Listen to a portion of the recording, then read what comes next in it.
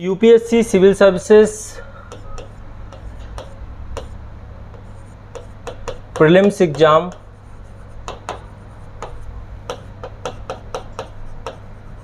2022। अब देखिए, पिछली बार भी हमने देखा था पहले कट ऑफ जो थी आपकी वो 92 के आसपास गई थी। पिछले साल की 2020 की कट ऑफ थी। 2021 की कट ऑफ जो आपकी है वो लगभग 88 नंबर के आसपास गई थी जनरल कैटेगरी की। इस साल भी कट ऑफ बहुत सारे लोग ऐसे कर रहे हैं कि बहुत ज़्यादा चली जाएगी या बहुत कम चलेगी, बहुत कन्फ्यूज़न है। एग्जैक्टली कुछ फैक्टर हैं जिनको आपको ध्यान में रखना होता है कट ऑफ को लेकर। मैं हमेशा कहता हूँ कि कट ऑफ प्रश्न पत्र के स्तर पे होता है। यदि मेरे दृष्टिकोण से देखेंगे तो पेपर टफ था, ऐसा नहीं था कि पेपर टफ नहीं था। एग्ज़ाम हॉल पे बैठ करके पेपर करना अपने आप में पेपर को कठिन बना देता है। बाहर आकर के हम जब प्रश्न पत्र को देखते हैं तो वही प्रश्न पत्र, क्योंकि वो कंफर्ट जोन में होता है, हमें ये डर नहीं होता है, तो पेपर कई बार एक एक प्रश्न को 2 से 3 बार 4 बार पढ़ करके हमें उसे पता चलता था कि भाई इसका आंसर क्या निकल सकता है। तो ओवरऑल पेपर अपने आप में डिफ़िकल्ट था। हाँ, कुछ सेक्शन को छोड़ दें, पॉलिटी से आसानी से क्वेश्चन निकले हैं। यदि पॉलिटी और हम IR दोनों को जोड़ दें तो लगभग 21 से 22 क्वेश्चन के आसपास थे दोनों को मिला करके। लेकिन IR वाले सेक्शन में क्वेश्चन थोड़ा सा ऐसे थे कि कुछ संस्थाएं ऐसी थी जो आपने नहीं सुना था, या इन्वायरमेंट की कुछ संस्थाएं ऐसी थी जिनके बारे में चर्चा नहीं हुई थी, जैसे पोलर कोड को लेकर के ही क्वेश्चन था।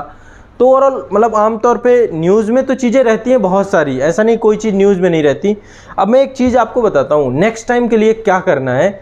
जब आपका एग्ज़ाम होता है उसके 1 महीने पहले आप बैठो और बैठ करके सबसे पहले ये आइडेंटिफाई करो कि करंट में पिछले 2 साल से क्या चल रहा था।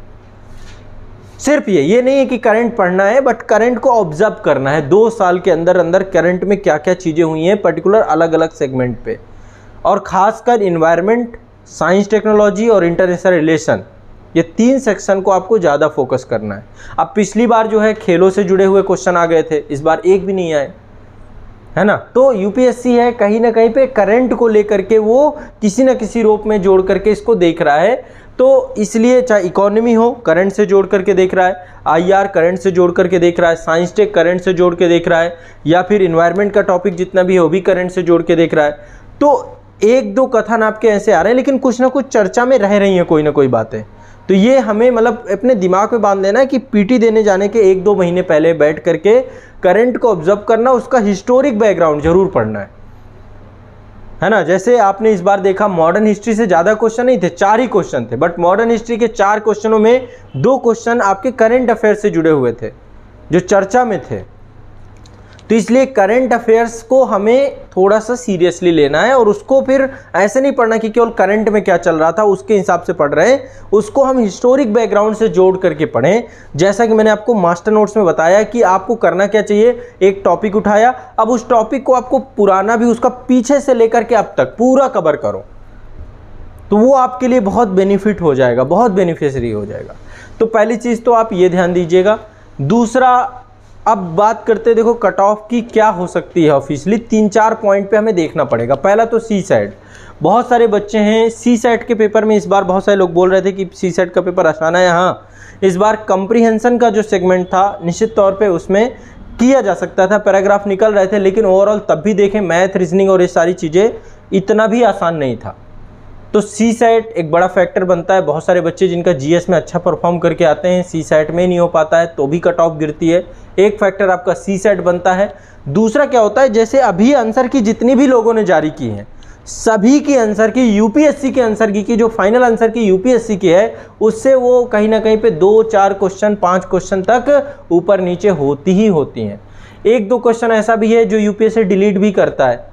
तो ऐसे में यूपीएससी के आंसर की अलग होगी। जो भी आपको कट ऑफ अभी बता रहे हैं सारे लोग, आप मान के चलो कि उससे यदि आपके 4-5 नंबर कम भी हैं तो भी आपको मेंस के लिए तैयारी करनी चाहिए। एक सबसे बड़ी चीज़ क्या है कि इस बार मतलब जो सबसे बड़ा हर्डल लग रहा है कि क्वेश्चन लेंदी भी थे। हिंदी में सबसे बड़ी दिक्कत थी कि थोड़ा लैंग्वेज को लेकर के आपकी यदि समझ नहीं है तो दिक्कत हो जाती। दूसरा, एलिमिनेशन मेथड बहुत कम काम कर रहा था। पेयरिंग वाले क्वेश्चंस आ रहे थे कि 1 युग में सही है, 2 युग में सही है, ये सारी चीज़ें हैं। और करंट अफेयर्स 1 साल का नहीं पूछा गया था, पिछले 2-3 साल में चर्चाएं में जो चीज़ें थीं उसको करंट अफेयर्स में पूछा गया था। तो इन सबको मिला करके देखें तो कहीं ना कहीं पे एक कट ऑफ में अपना प्रभाव डालते हैं, ठीक है। और जो सबसे बड़ी चीज़ है, इस बार की वैकेंसी ज़्यादा है, मुझे लगता है कि एक हिस्टोरिक है, इस बार लगभग 1011 वैकेंसी के आसपास हैं और आईपीएस की काफ़ी अच्छी वैकेंसी है इस बार। तो थोड़ा सा यह है कि कट ऑफ और कम होगी, यानी कि हम 2020 की बात करें और 2021 की बात करें, जनरल कैटेगरी की बात करें, और 2022 में आ रहे हैं हम, तो ओवरऑल यहाँ पे 92 मान लेता हूँ मैं, यहाँ पे 88 है, यहाँ पे यानी कि ये डिक्लाइन हो रही है। तो कट ऑफ जो है जो 2022 में होगी, एक बार हम अलग अलग कैटेगरी वाइज थोड़ा सा चर्चा करते हैं कि कट ऑफ क्या हो सकती है। पहली category general category. General category की कट ऑफ जो आपकी होगी अप्रॉक्स थोड़ा बहुत प्लस माइनस हो सकता है, लगभग मतलब इसको 87 से 90 नंबर के आसपास मान लीजिए, ठीक है। प्लस माइनस ये भी हो सकता है कि 86 या 85 पे भी जाके टिक जाए, बट कट ऑफ आपकी 87 से 90 नंबर रहेगी, क्योंकि पेपर को आसान सब लोग कह रहे हैं, ऐसा नहीं है पेपर बहुत डिफ़िकल्ट है। कुछ लोग कह रहे हैं बड़ा इजी था, नहीं ऐसा कुछ नहीं था। पेपर बच्चों को भी जिन्होंने किया है उसमें से सब की स्थिति वैसी नहीं है, बहुत सारे बच्चे ऐसे भी हैं। तो लगभग 87 से 90 के आसपास मान लीजिए जनरल कैटेगरी। ईडब्ल्यूएस कैटेगरी का जैसा कि हो रहा है, पहले तो जब इसमें तो बहुत ज़्यादा नीचे गिर गई थी ईडब्ल्यूएस कैटेगरी की, इस बार जो ईडब्ल्यूएस की कैटेगरी की कट ऑफ रहेगी वो आपकी लगभग यदि हम देखें तो 77 नंबर से लेकर के वही 78 या 79 नंबर मान लीजिए, मतलब इसके बीच में यही 1-2 नंबर का डिफरेंट हो सकता है, लेकिन इसके आसपास आपको मिल जाएगा। ओबीसी की बात करें तो ओबीसी का ईडब्ल्यूएस से ज़्यादा रहता है। ओबीसी का मान के चलिए कि आपका 82 से लेकर 85 के बीच में यदि आपके मार्क्स बन रहे हैं तो आपको निश्चित तौर पे आप मेंस लिखने जा रहे हैं। एससी कैटेगरी की बात करें तो एससी कैटेगरी की जो कट ऑफ है इस बार की लगभग 72 से 75 के बीच में यदि मार्क्स आ रहे हैं तो आपको मेंस के लिए तैयार रहना चाहिए। और जो एसटी कैटेगरी के बच्चे हैं, एसटी कैटेगरी में 68 से लेकर 70 के आसपास यदि नंबर आ रहा है तो आपका ओवरऑल आप इंटर कर जाएंगे इस बार के मेंस एग्जाम को लेकर के। इसके बाद पीएच कैटेगरी के अंतर्गत 3 कैटेगरी हैं, पीडब्ल्यूडी,